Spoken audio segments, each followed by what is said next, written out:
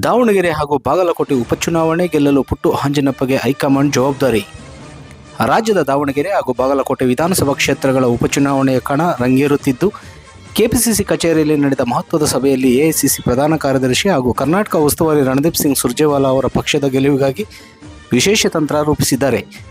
ಈ ಬೈ ಎಲೆಕ್ಷನ್ನಲ್ಲಿ ಕಾಂಗ್ರೆಸ್ ವಿಜಯ ಪತಾಕೆ ಹಾರಿಸಲು ಪ್ರತಿ ವಿಧಾನಸಭಾ ಕ್ಷೇತ್ರದಿಂದ 10 ಪ್ರಮುಖ ನಾಯಕರಿಗೆ ಜವಾಬ್ದಾರಿ ಹಂಚಿಕೆ ಮಾಡಲಾಗಿತ್ತು.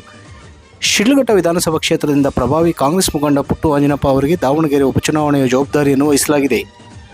ನಿನ್ನೆ ನಡೆದ ಸಿಎಲ್ಪಿ ಸಭೆಯಲ್ಲಿ ಪಾಲ್ಗೊಂಡಿದ್ದ ಪುಟ್ಟು ಆಂಜಿನಪ್ಪ ಅವರು ರಾಜ್ಯದ ಮುಖ್ಯಮಂತ್ರಿ ಸಿದ್ದರಾಮಯ್ಯ ಹಾಗೂ ಉಪಮುಖ್ಯಮಂತ್ರಿ ಡಿಕೆ ಶಿವಕುಮಾರ್ ಅವರಿಗೆ ಯುಗಾದಿ ಹಾಗೂ ಶ್ರೀರಾಮನವಮಿ ಹಬ್ಬದ ಸವಿನೆನಪಿನ ಶುಭಾಶಯಗಳನ್ನು ಕೋರಿದರು. ಇದೇ ಸಂದರ್ಭದಲ್ಲಿ ಶಿಡ್ಲಘಟ್ಟ ವಿಧಾನಸಭಾ ಕ್ಷೇತ್ರದ ಪ್ರಸ್ತುತ ರಾಜಕೀಯ ವಿದ್ಯಮಾನಗಳ ಕುರಿತು ಮುಖ್ಯಮಂತ್ರಿಗಳು ಹಾಗೂ ಸುರ್ಜೇವಾಲಾ ಅವರೊಂದಿಗೆ ಸುದೀರ್ಘ ಚರ್ಚೆ ನಡೆಸಿದರು. ಮುಂಬರುವ ಸ್ಥಳೀಯ ಸಂಸ್ಥೆಗಳ ಚುನಾವಣೆಯಲ್ಲಿ ಕಾಂಗ್ರೆಸ್ ಪಕ್ಷವು ಅತ್ಯುತ್ತಮ ಫಲಿತಾಂಶ ದಾಖಲಿಸುವಂತೆ ಸಿದ್ಧತೆ ಮಾಡಿಕೊಳ್ಳಲು ಸಿದ್ದರಾಮಯ್ಯ ಅವರು ಈ ವೇಳೆ ಸೂಚನೆ ನೀಡಿದ್ದಾರೆ ಎನ್ನಲಾಗಿದೆ. ಹೈಕಮಾಂಡ್ ಗಮನ ಸೆಳೆದ ಜನಬೆಂಬಲ ಕಾಂಗ್ರೆಸ್ ಪಕ್ಷದ ಚಟುವಟಿಕೆಗಳಲ್ಲಿ ಶರವೇಗದಲ್ಲಿ ಮುನ್ನುಗ್ಗುತ್ತಿರುವ ಪುಟ್ಟು ಆಂಜಿನಪ್ಪ ಅವರು ಇತ್ತೀಚೆಗೆ ಚಿಕ್ಕಬಳ್ಳಾಪುರದಲ್ಲಿ ನಡೆದ ಮುಖ್ಯಮಂತ್ರಿಗಳ ಕಾರ್ಯಕ್ರಮಕ್ಕೆ ಸಾವಿರಾರು ಸಂಖ್ಯೆಯಲ್ಲಿ ಬೆಂಬಲಿಗರನ್ನು ಸೇರಿಸುವ ಮೂಲಕ ಹೈಕಮಾಂಡ್ ನಾಯಕರ ಮೆಚ್ಚುಗೆಗೆ ಪಾತ್ರರಾಗಿದ್ದರು.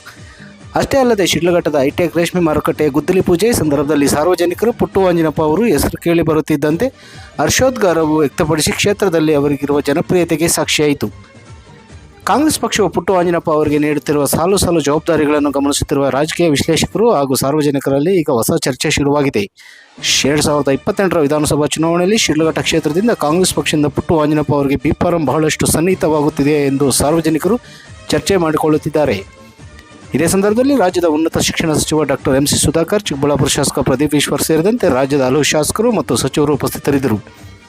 ವರದಿ ಗೋರುಮುಳಗ ಮೈತ್ರಿ ಲೋಕೇಶ್, ಕನ್ನಡ ಮೈತ್ರಿ, ಶಿಡ್ಲ.